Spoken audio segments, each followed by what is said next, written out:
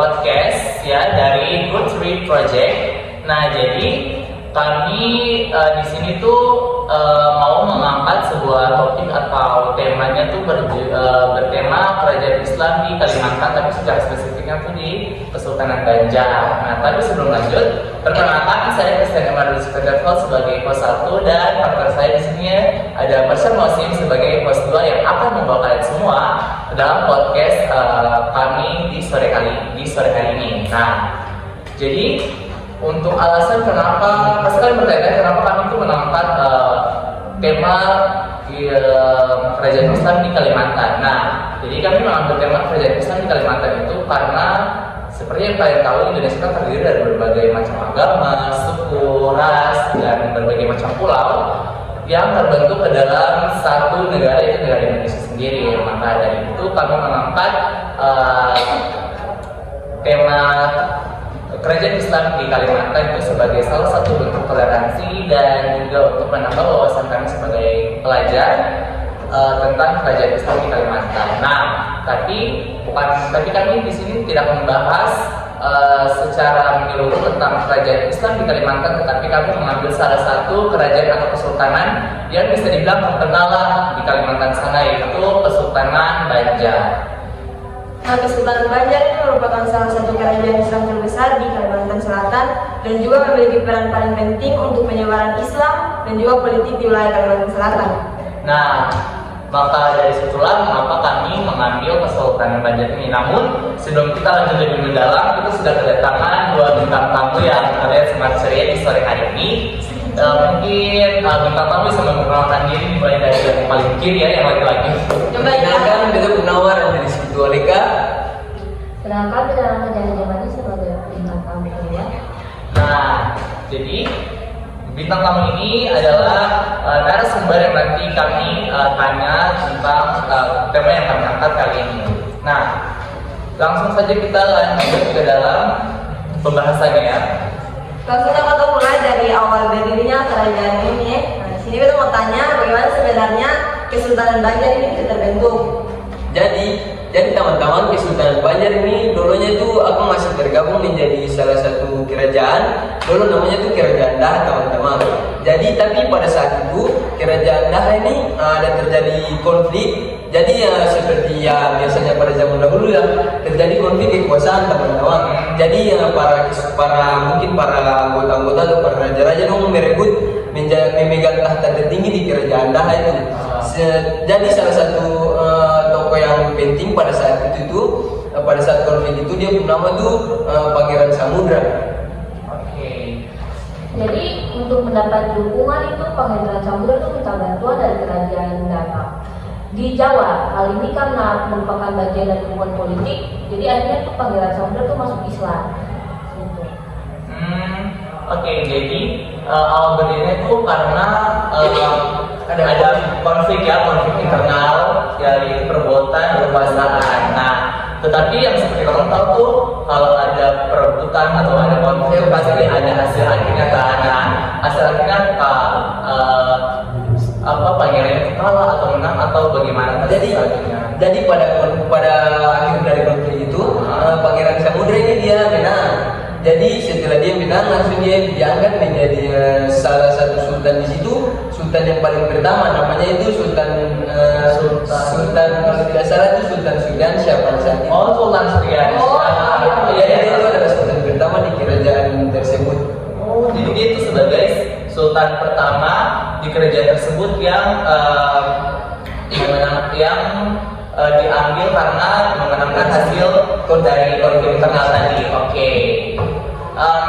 Setelah sudah menjadi kerajaan, setelah sudah menjadi kesultanan dan sudah mendapatkan pemimpin yaitu Sultan Suriansyah, itu kan pasti itu ada pembangunan kesultanan atau kerajaan atau perkembangan kesultanan itu ke depan. Mungkin bisa dijelaskan perkembangannya kah mungkin atau perekonomiannya kah atau masyarakatnya kah, mungkin bisa dijelaskan.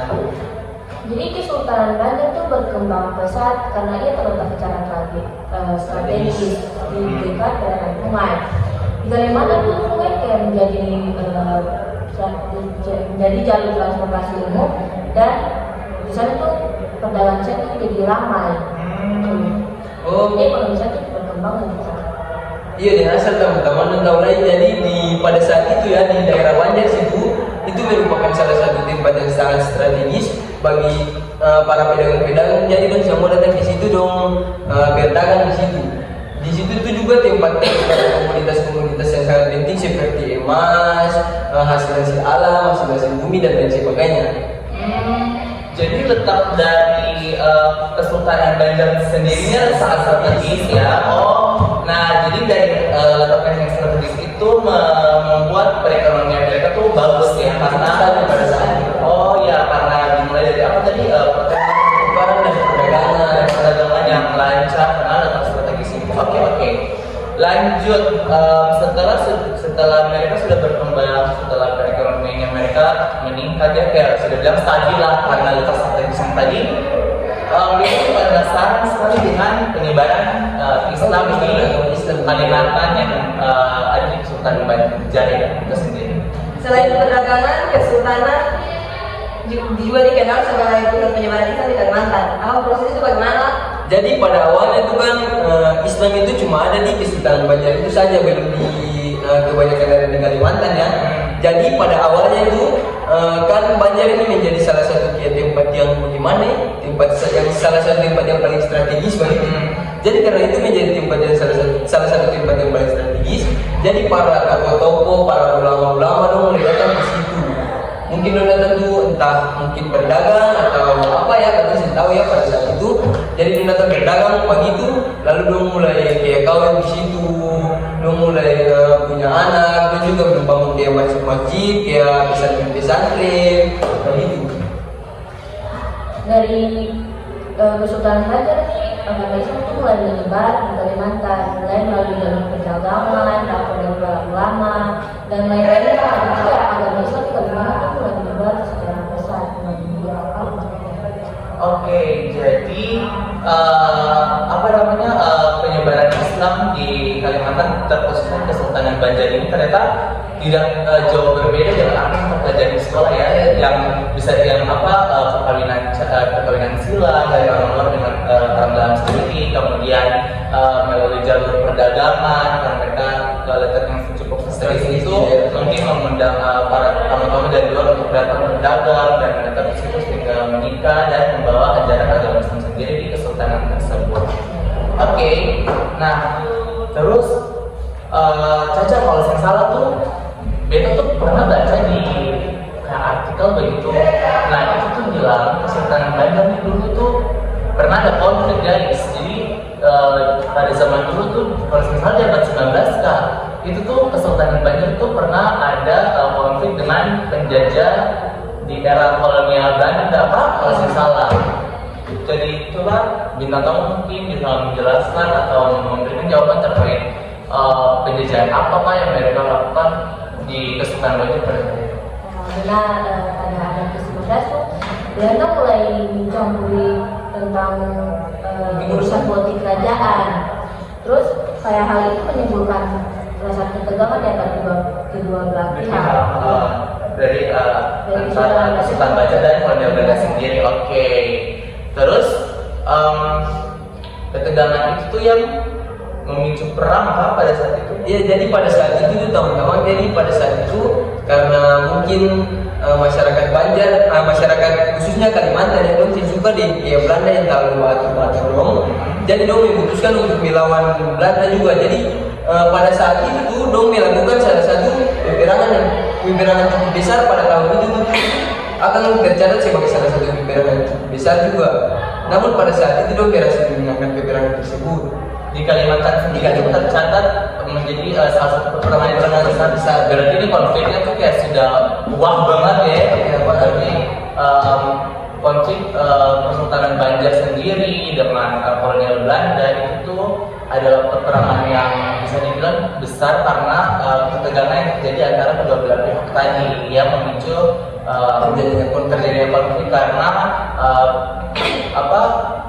masyarakat Banjar Kalimantan ini tidak suka mereka tuh diatur oleh masyarakatnya. Oke, jadi hal itu yang memicu peperangan baik-baik.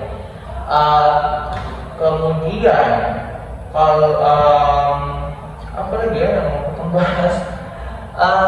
Mungkin semua sudah jelas ya, yang aku bahas ya langsung. Iya sih, sebenarnya dari pembahasannya sudah cukup jelas ya. Jadi ya mungkin teman-teman host atau backup partner bisa menyimpulkan dari yang kami sudah bahas ini apa yang bisa kita ambil, apa yang bisa kita jadikan pelajaran dari kesultanan Banjar ini sendiri. Ya, dan juga di pembahasan yang tadi atau bahas nih, kita bisa lihat bahwa Kesultanan Banjar itu memiliki peran penting dalam sejarah Kalimantan. Terus menurut beta tuh kerajaan itu bukan hanya berperan dalam penyebaran agama Islam, tetapi juga dalam perdagangan, ya, hubungan politik dan lain-lain. Kemudian Kesultanan Banjar itu juga kayak mereka tuh kayak menunjukkan lah begitu bagaimana kerajaan lokal di Nusantara ini juga bisa memiliki peran besar dalam membentuk sejarah Indonesia dan merebut suatu wilayah yang ada di Indonesia sendiri dengan perlawanan antara rakyat Kalimantan sendiri terkhususnya di Kesultanan Banjar dan kolonial Belanda pada saat itu.